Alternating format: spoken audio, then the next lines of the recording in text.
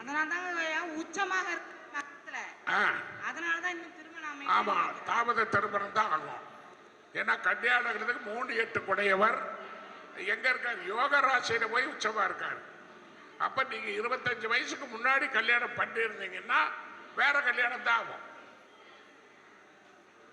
ஏன்னா உங்களுக்கு லக்னத்தோட பாவி வலுப்படுறானே, பாவி வலுப்பட்டா ஒருத்தரால ஏமாற்றப்பட்டு மறுபடியும் வேற திருமணம் வரும்.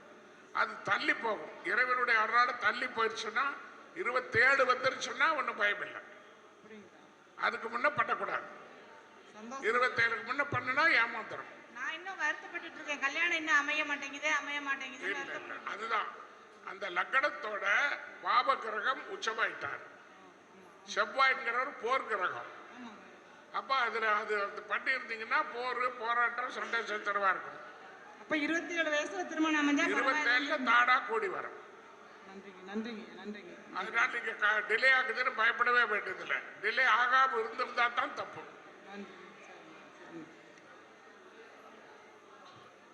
யாராவது ஒருத்தர் உங்கள யாராவது ஒருத்தர் அவங்க ஜாதகத்தை அவங்களே பேசணும். அப்ப அவங்க ஜாதகத்தை எந்த அளவுக்கு அவங்க ஆராய்ச்சி பண்ணியிருக்காங்கன்னு பார்க்கலாம்.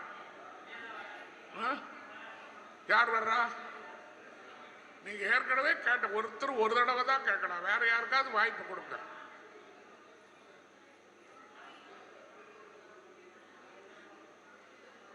உங்க ஜாதகத்தை நீங்க ஆராய்ச்சி பண்ணிருக்கீங்களா? யார் வேண்டாலும் சொல்லுங்க. அவங்க ஜாதகத்தை அவங்களே சொல்லணும். அவங்க ஜாதகத்தை அவங்க எவ்வளவு ஆராய்ச்சி பண்ணியிருக்காங்கன்னு பார்க்கணும். ஐயா வணக்கங்க ஐயா. என்னோட ஜாதகத்தில் வந்து பார்த்தீங்கன்னா லக்னத்திலேயே சூரியன், செவ்வாய் சொல்லுங்க. எல்லாரும் சலசலன்னு இல்லாம கவனிக்க பார்க்கலாம். கிடைக்கிறதே ஒரு நாள் வாய்ப்பு. அதையும் தவறு விட்டா எப்படி? ஐயா வணக்கங்க ஐயா. லக்னம் வந்து மீன லக்னங்க ஐயா. மீன லக்னம் லக்னத்திலேயே வந்து பாத்தீங்கன்னா சூரியன், செவ்வாய், புதன், சனி, கேது இருக்கு. லக்னத்திலேயே சூரியன், செவ்வாய், சனி, புதன், கேதுங்க. 4 கிரகமும் அங்கே இருக்காங்க. 5 கிரகங்க. அதனால வந்து இந்த லக்னக்காரர் வந்து எதையுமே வந்து அவ்வளோ சீக்கிரத்துல முயற்சி செய்யாம அடைய முடியாது. நிறைய டைம் முயற்சி பண்ணி. உங்க ஜாதகம் தானே 5 கிரகம் இருக்குல்ல? எந்த வீட்டுல இருக்கார் லக்னத்துக்கு?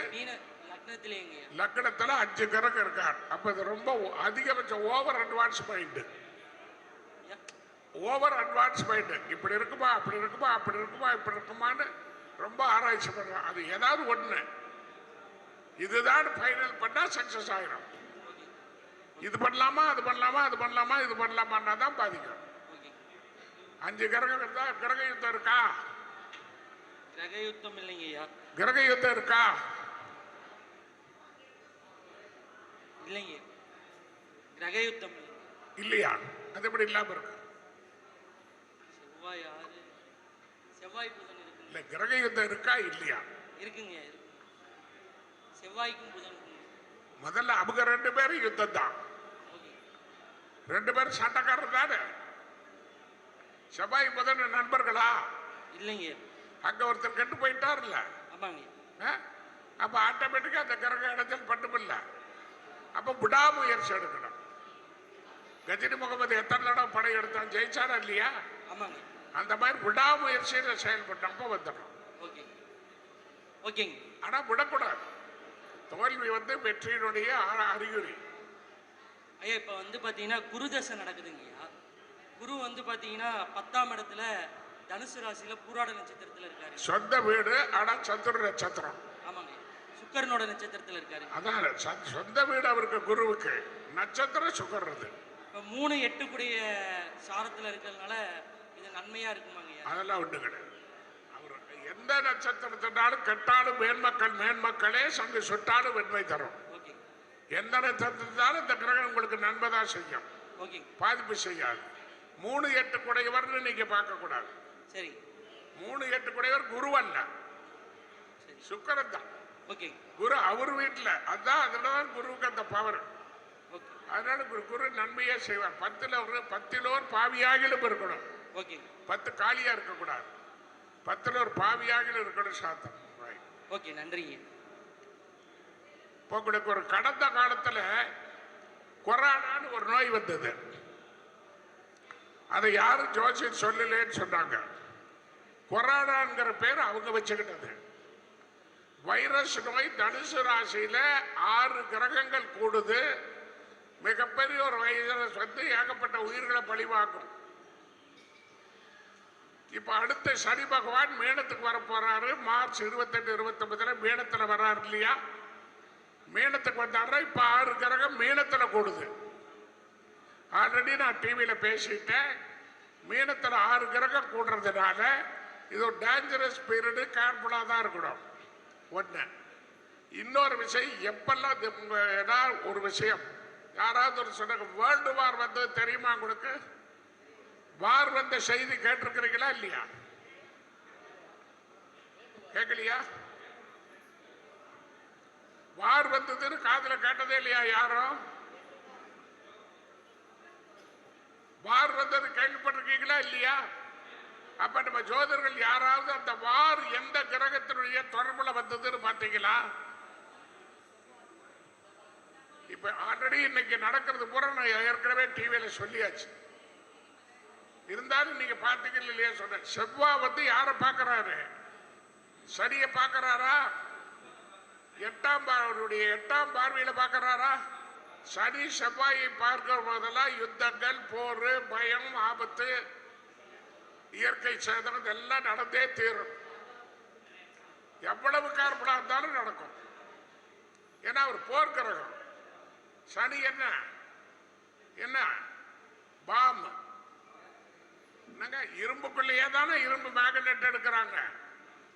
அப்ப தண்ணிக்குள்ளேயே கரண்ட் இருக்குல்ல, சி கரண்ட். செவ்வாய் என்ன தத்துவம்? செவ்வாய் அக்னி தத்துவம் இல்லையா? அக்னி தத்துவ கிரகம் ஜல தத்துவத்தில் இருக்குது. இப்போ விளையாடிக்கிட்டு நம்ம ஜோசியம் சொல்லலாம். அக்னி தத்துவ கிரகம் ஜல தத்துவத்தில் இருக்குது. காற்று தத்துவத்தில் சனி இருக்காரு. காற்றுல இருக்கிற கிரகத்தை அக்னி தத்துவம் தண்ணியில இருந்து பார்க்குது. அப்ப புயல் வரும் தானே. ராகு ஜலராசியில் இருக்கார் மீனத்துல. அப்ப இது வந்து ஒரு சரியான 2026 வரைக்கும் சரியான காலம் அல்ல. அப்ப உஷாரா இருக்கணும். நீங்க ரொம்ப ஆராய்ச்சி பண்ணி இந்த நேரம் இந்த மாதிரி வருதுன்னு சொன்னா யார் பீஸ் கொடுக்கறா? ஒரு அன்பர் பேசுறாரு, ஜாதகம் ஒரு ஜாதகத்தை கொடுத்துட்டு 30 பேருக்கு வீட்டில் இருக்கிறவங்களுக்கு கேட்பாங்க. அப்படிலாம் சொல்லக்கூடாது. Palmistry and astrology is the personal life diary. அவங்களுக்கு மட்டும்தான் அது பேசும். ஹியூமன் பாடி ஒவ்வொருத்தருக்கும் ஒவ்வொரு கிரக நிலை இருக்குது. 4ஆம் இடம் தாய் ஸ்தானம்னா ஏன் 4ஆம் இடம் வாகனத்துக்கும் ஸ்தானம் தான் இல்லையா? 4ஆம் இடம் தாய் ஸ்தானம் கூட வாகனத்துக்கு கூட. அப்ப 4ஆம் இடத்தை வாகனம் வாங்கும் போது நாள் பார்த்துக்கணும். தாயை பத்தி சொல்லணும்னா தாயோட சேர்த்து வாகன உங்களுதையும் பார்க்கணும். அப்பதான் 4ஆம் இடத்துல என்ன நடக்கும்னு சொல்ல முடியும். நான் ஏற்கனவே சொன்னேன். இப்போ எல்லாருக்கும் தெரிஞ்சிருக்கும். நான் நிறைய சொல்லிட்டேன். நீங்க பார்க்காம இருந்தா கேட்போம்.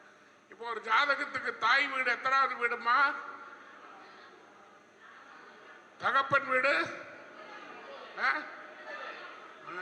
இததான் ரொம்ப பேர் சொல்லி மாட்டிக்கிறாங்க. தாய் வீடு 4ன்னா அங்கிருந்து 7 தானே அந்த அம்மாவுக்கு புருஷ வீடு வரும்.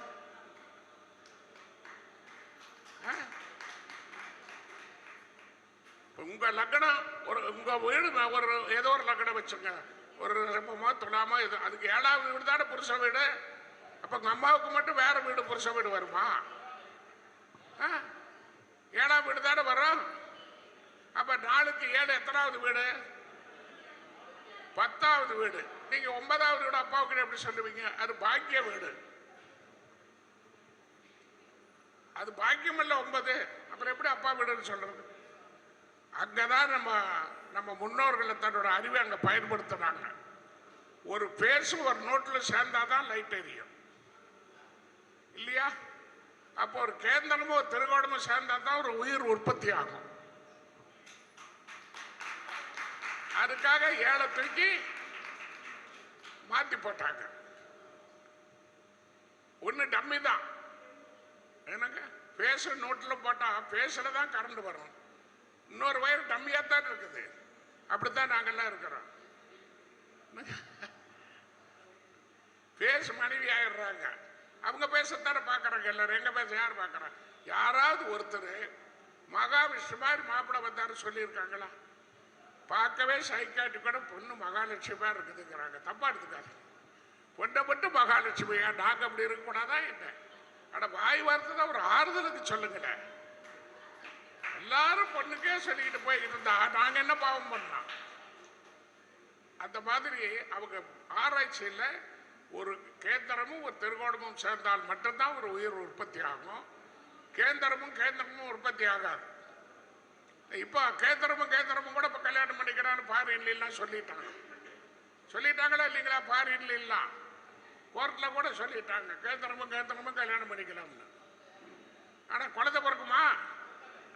அப்போ ஒரு கேந்திரமும் திருகோணமும் சேர்ந்தாதான் பிறக்கும் இல்லையா? அது மாதிரி நிறைய விஷயம் இருக்கு. நம்ம ஜோதிடத்தில் சொல்ல முடியாத ஒரு விஷயம் இல்லவே இல்லை. எதை கேட்டாலும் சொல்லலாம். நீ வேணா கேட்டு பாருங்க. எதை வேணா கேளுங்கள, எதை வேணா நீ கேளுங்க.